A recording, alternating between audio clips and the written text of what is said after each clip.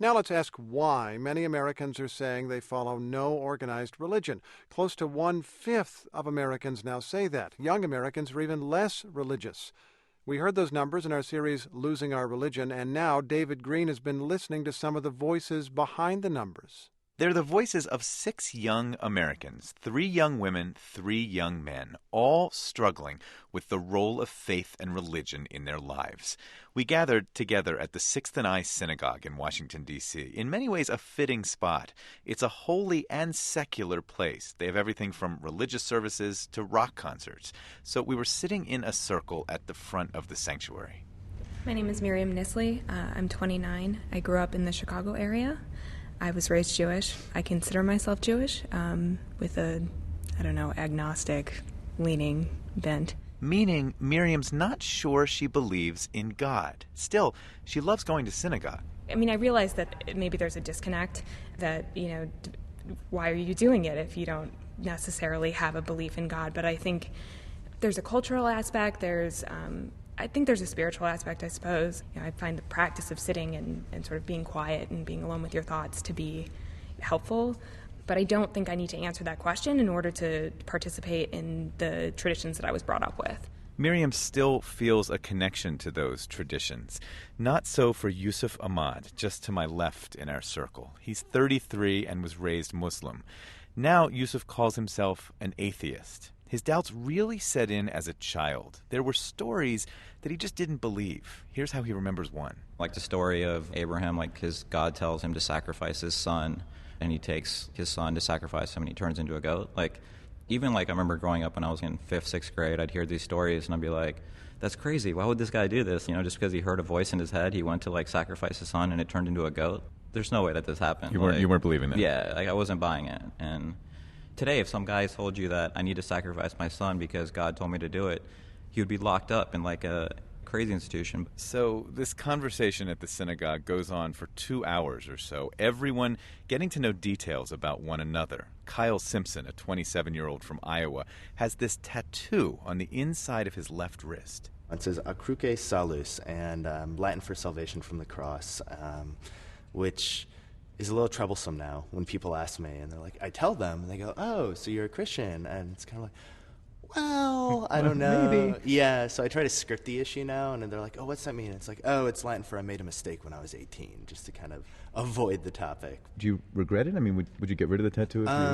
No, the irony is when I first got the tattoo, I remember thinking, oh, this will be great because when I'm having troubles in my faith, I will be able to look at it and I can't run away from it. And that is exactly what is happening. Do you believe in God? I don't really, but I really want to. That's the problem with questions like these is you don't have anything that clearly states, yes, this is fact. So I'm constantly struggling, but looking right at the facts, looking at evolution and science, you're saying, no, there is none. But what about love? What about the ideas of forgiveness? Things like that. I'd like to believe that they're true and they're meaningful. I'm so interested to hear more about this because you said you don't believe in God, but you really want to. Yeah. Why is that? I think having a God would create a meaning for our lives. We are working towards a purpose, and it's all worthwhile because at the end of the day, we will maybe move on to another life where everything is beautiful. I love that idea. And yet Kyle's uncomfortable with some of the religious doctrine. He doesn't believe in hell. He also doesn't believe homosexuality is a sin. And that is also a problem for Melissa Edelman. She's 30 and was raised Catholic. I mean, starting in middle school, we got the lessons about why premarital sex was not okay, why active homosexuality was not okay. And so we had some of those conversations in school with our theology teachers. The thing for me was that part of the reason that I moved away from, a large part of the reason I moved away from Catholicism was because without accepting a lot of these core beliefs, I just didn't think that I could still be part of that community. So you were a teenager and actually having some of these conversations with the nuns about homosexuality, about yes, premarital sex, and I remember a theology test in 8th grade where there was a question about homosexuality. And the right answer was that if you are homosexual, then that is not a sin because that's how God made you. But acting upon it would be a sin. And I very clearly remember this. Did you mark that? I mean, as the answer? Yeah, that's what I put down as the answer. But I vividly remember thinking to myself that was not the right answer. Rigoberto, tell me about your religion growing up and what role religion played for you. It was a fairly important part of our life. It was something that we did every Saturday morning. And this is Seventh-day Adventist, right? Yes. Which is a Protestant church. Which we celebrate the Sabbath on Saturday. But it was pretty hard growing up a lot of ways. We didn't have a lot of money. The household wasn't very stable a lot of times, so when something bad would happen, say a prayer, go to church. When my mom got cancer the first time, it was something that it was, useful at that time for me as a coping mechanism. So one thing you were coping with was your mom, sounds like multiple battles with cancer. Yes, she had cancer twice while I was a child, once as an adult, and she passed away on December 29th of the previous year from cancer also.